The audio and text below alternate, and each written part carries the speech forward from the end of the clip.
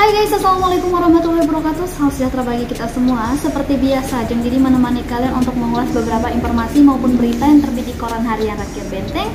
Hari ini edisi Jumat 20 Agustus 2021. Nah, ada apa ya di Benteng hari ini? Tapi seperti biasa,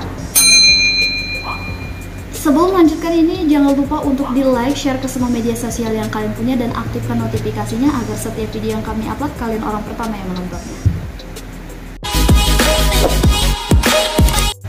Berita utama hari ini Jumat 20 Agustus mengenai pemilihan kepala desa. Nah, panitia sudah menetapkan 102 TPS.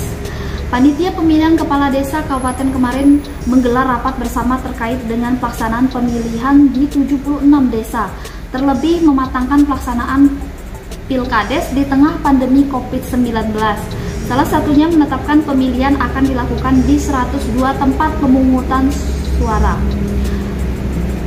Wakil Bupati Bengkulu Tengah Septi Periadi STP MAP mengatakan jika melihat kondisi pandemi saat ini, pelaksanaan mesti memperhatikan protokol kesehatan. Nah, mulai dari kelengkapan protokol kesehatan hingga mencegah kerumunan. Kemudian sesuai dengan instruksi dari Kementerian Dalam Negeri atau Kemendagri, satu TPS dibatasi 500 orang pemilih. Septi menuturkan untuk penundaan sangat sulit dilakukan lantaran jika ditunda, pihaknya harus menempatkan 76 aparatur sipil negara sebagai pejabat Kades. Nah, terpisah Kepala Dinas Pemberdayaan Masyarakat Desa DPMD Bengkulu Tengah Dr. Randes Tommy Marisi MSI mengatakan ini terdapat dua tahapan yang dapat mengundang kerumunan, yakni pelaksanaan bimbingan teknis bagi panitia dan hari pemungutan suara. Berita selanjutnya, prestasi di Bengkulu Tengah, 2 desa masuk kategori Anugerah Desa Wisata Indonesia.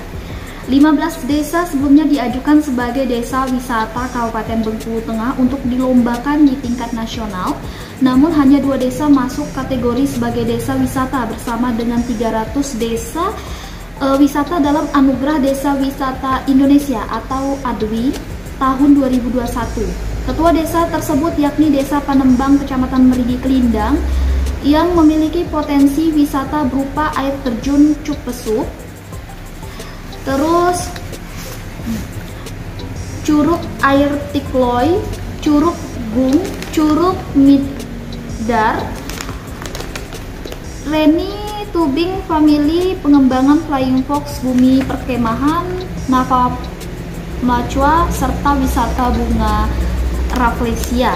Nah, selanjutnya ada Desa Rindu Hati, Kecamatan Tambak Penanjung, yang memiliki potensi wisata berupa glamping, tubing, wisata adventure, wisata sawah, wisata adat, serta wisata kolam pemandian.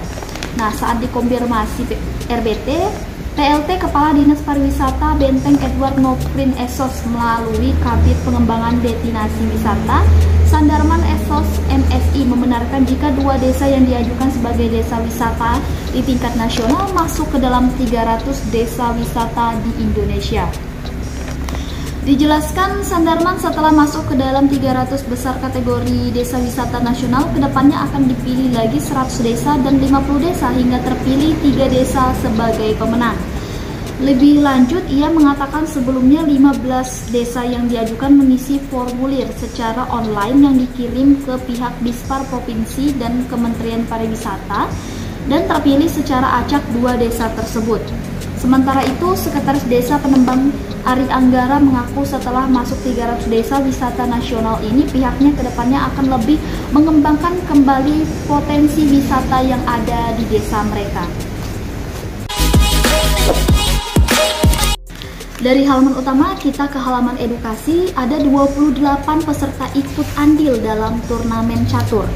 Rebut Piala Gubernur dan Kacapdin dalam memeriahkan hari ulang tahun Republik Indonesia yang ke-76, Cabang Dinas Pendidikan Wilayah 8 Karangtinggi menggelar turnamen antar kepala sekolah, guru, dan pengawas. Total peserta mencapai 28 peserta. Kacapdin Wilayah 8 Karangtinggi Adam Parlindungan Esa MPD mengatakan pemenang akan mendapatkan Piala Gubernur Bengkulu dan Kacapdim Bengkulu Tengah. Pertandingan ini akan berlangsung selama seminggu ke depan. Secara teknis, dalam sehari hanya mengadakan 2 pertandingan. Dari edukasi kita ke halaman liputan 11. Untuk selamatkan identitas Bengkulu Tengah penghasil durian, Dinas Pertanian salurkan bibit. Sudah sejak lama daerah Bengkulu Tengah dikenal sebagai penghasil buah durian, sedang saat musim panennya durian Bengkulu Tengah dipasarkan ke berbagai daerah, termasuk ke ibu kota Jakarta. Namun seiring waktu tidak sedikit kebun durian yang dialihfungsikan sehingga produksi durian di Benteng tak lagi sebanyak dulu. Nah, terkait ini pemerintah daerah melalui Dinas Pertanian melakukan upaya penyelamatan identitas Bengkulu Tengah dengan menyalurkan bibit durian kepada kelompok tani di 2 kecamatan. Nah, masing-masing Merigi Sakti dan Merigi Kelindang. Selain bibit durian yang berjumlah 1.200 batang, Dinas juga membagikan bantuan bibit tanaman manggis sebanyak 700 batang. Kepala Dinstan Benteng Dr. Randa Supawan Said menjelaskan bahwa pengadaan bibit tanaman hortikuler tersebut bersumber dari APBD yang artinya wujud nyata perhatian pemerintah daerah terhadap kelangsungan para petani kebun. Kades Pagar Agung Rudi Hartono menerangkan pihaknya mewakili masyarakat berterima kasih dengan dibagikannya bibit gratis. Ia sendiri bakal memastikan bibit-bibit tersebut ditanam dan dirawat hingga menghasilkan. Itulah tadi beberapa informasi maupun berita yang terbit di koran harian Rakyat Benteng. Untuk kalian yang ingin lebih lengkap lagi bisa berlangganan koran dengan cara menghubungi karyawan yang bertugas atau datang langsung ke kantor harian Rakyat Benteng. Tidak hanya itu saja, kalian juga bisa mengakses website resmi kami rakyatbenteng.com. Follow juga media sosial kami dari Facebook, Twitter, dan Instagram.